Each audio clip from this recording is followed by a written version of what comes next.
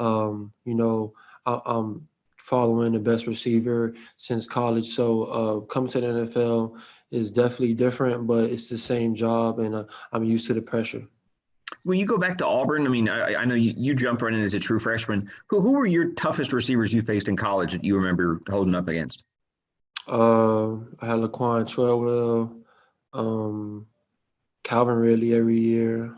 Um, those guys at LSU. You know, the SEC is just full of crazy receivers. It's really talented.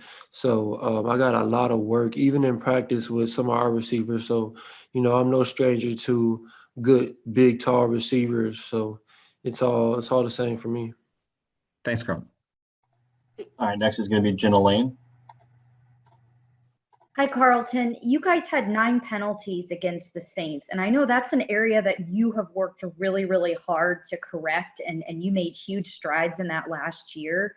What is key to cutting back on that, and how do you kind of channel that aggression and with at the same time still playing within the rules? We just got to be disciplined. It's the attention to the small details, and that'll be the biggest difference for us, especially with these penalties and even not having preseason games. We already know going into these games that the officials are going to call it really tight just to see and get and fill out the league these first couple games. So moving on, we just got to have more attention to detail and really play within our technique rather than playing with raw aggression. Well, and to that effect, I mean, I know your previous head coach, Dirk Cutter, would say, play with passion, don't play with emotion. Is that a part of it too, keeping your emotions in check? Because I know everybody's so excited. You get to play a real football game against an actual opponent, and this was such a highly touted matchup. So is that part of it too? Channel. Okay.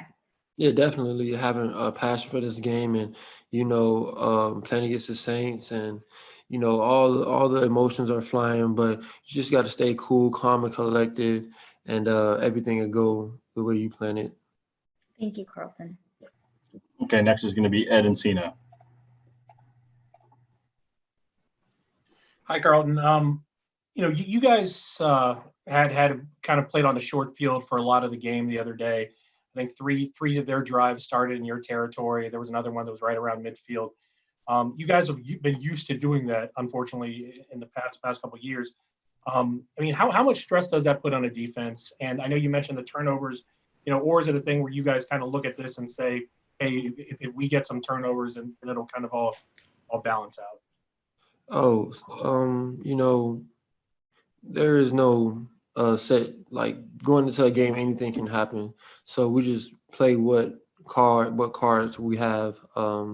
We're never really looking to have an ideal situation out there because at the end of the day, it's the NFL.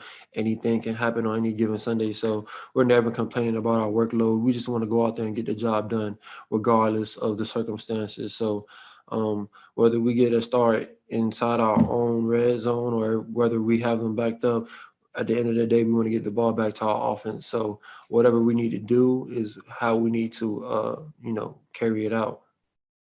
And I know that, this was the first real kind of time that you guys got to see the crowd noise pumped into stadiums with no fans. It's supposed to replicate an actual game and fans being there. Did it do that? Because, we've heard some, Coach Arians talk about how it just kind of felt like a practice, felt like a scrimmage.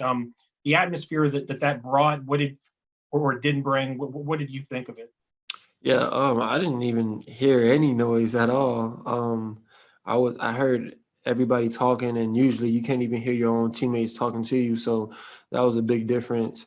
But not having the fans is not what we expected, and but it's the circumstances. So when we go out there without the noise and the energy of the fans, we just got to create our own energy and know that they're back home cheering us on. Thank you. And unfortunately, that's all we have time for. Thanks, Carlton. Peace. We're going to